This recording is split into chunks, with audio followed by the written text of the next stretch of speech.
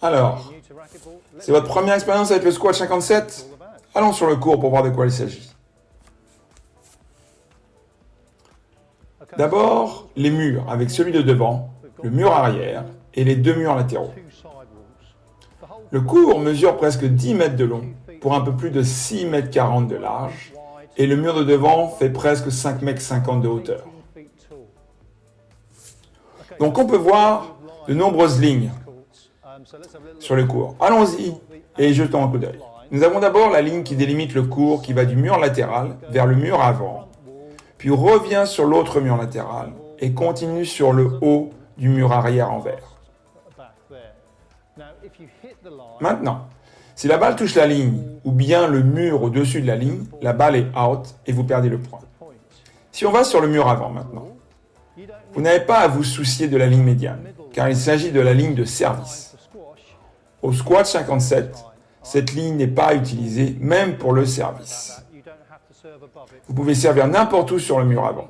Et vous devez faire attention à la ligne du bas ici. Si la balle la touche ou va en dessous, vous perdez le point. Et c'est ce qu'on appelle le tin. Ensuite, dirigeons-nous vers la ligne qui traverse ici.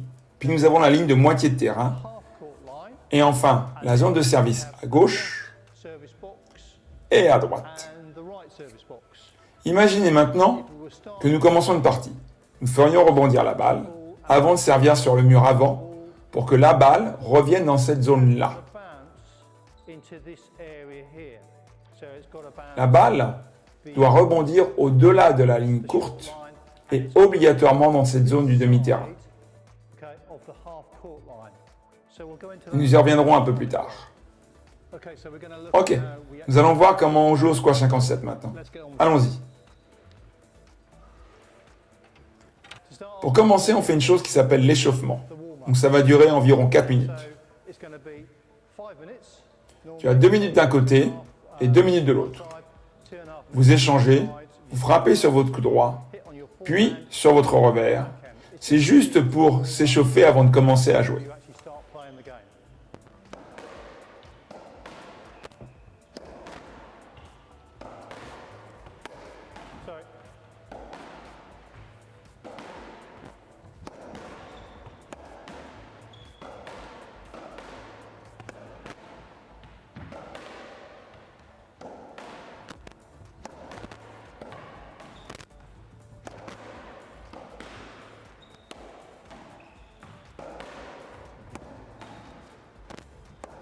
On change de côté après 2 minutes.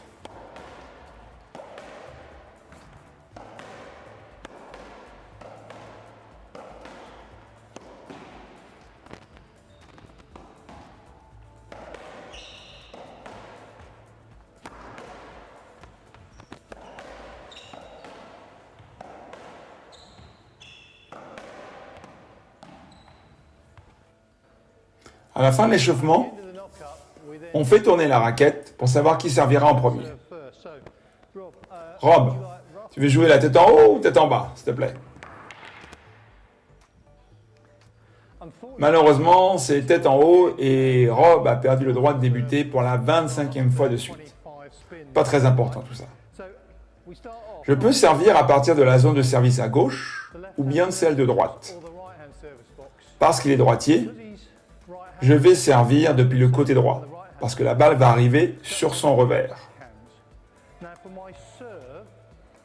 Les débutants ont plutôt tendance à être plus fermes sur leur revers quand ils commencent à jouer. Maintenant, pour mon service, je peux frapper la balle n'importe quelle hauteur sur le mur avant, mais elle doit atterrir dans cette zone particulière que je viens de vous montrer. C'est donc ce que vous essayez de faire lorsque vous servez. Vous devez faire rebondir la balle devant vous pour frapper, donc c'est moi qui sers. Allons-y. Vous devez aussi garder un pied dans la zone de service, c'est important.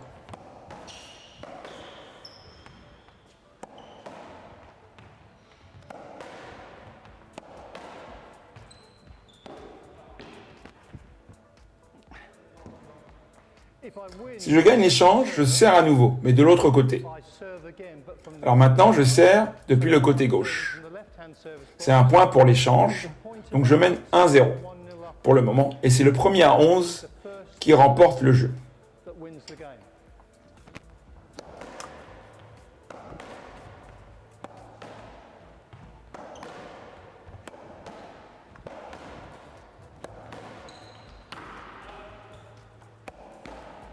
Point à l'échange, le jeu va jusqu'à 11.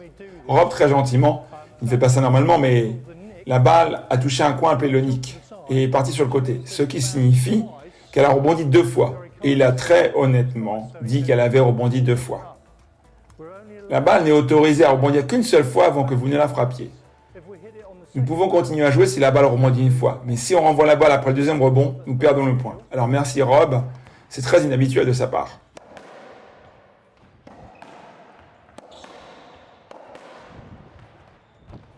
Super frappe de Rob. Il marque le point. Alors maintenant, il sert et il peut servir de n'importe quel côté. Le score est de 2-1 pour moi car il a gagné le dernier point.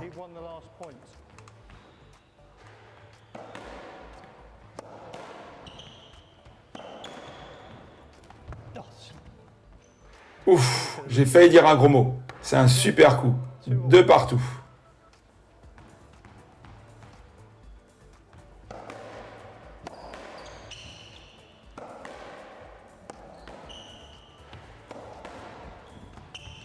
Cela devient assez énervant. Encore un super coup. Donc, nous jouons jusqu'à 11. On dirait qu'il joue plutôt bien. Donc, nous devons arrêter maintenant parce que je n'aime pas quand il gagne. Quand je reçois le service, Rob sert depuis le côté droit du court. Je vais me placer ici. Imaginez qu'il y a une ligne qui traverse la zone de service. Je vais me positionner ici sur la ligne et le regarder comme cela.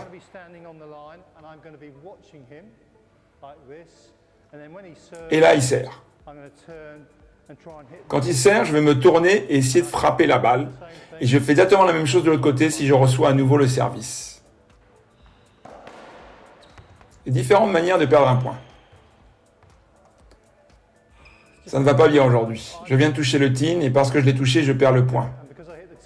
Rob continue de servir. Il vient de gagner un autre point.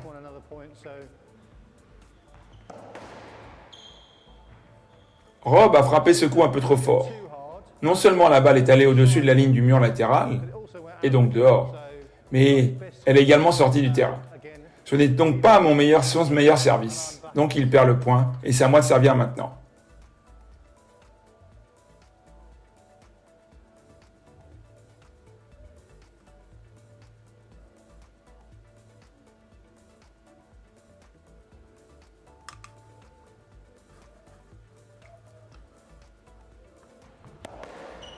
Que se passe-t-il si je frappe la balle près de moi? J'ai frappé la balle trop près de moi. Rob est juste derrière moi. Au squash 57, nous avons tendance à jouer des leds, ce qui signifie simplement que nous rongeons le point. En tant que débutant, si vous craignez ou pensez que vous allez frapper la personne devant vous, arrêtez de jouer et demandez le led, et jouez de nouveau le point. C'est la meilleure chose à faire. Si la balle vous touche malheureusement, si vous frappez un mauvais coup comme cela peut arriver, vous perdez le point et ce sera au tour de Rob de servir.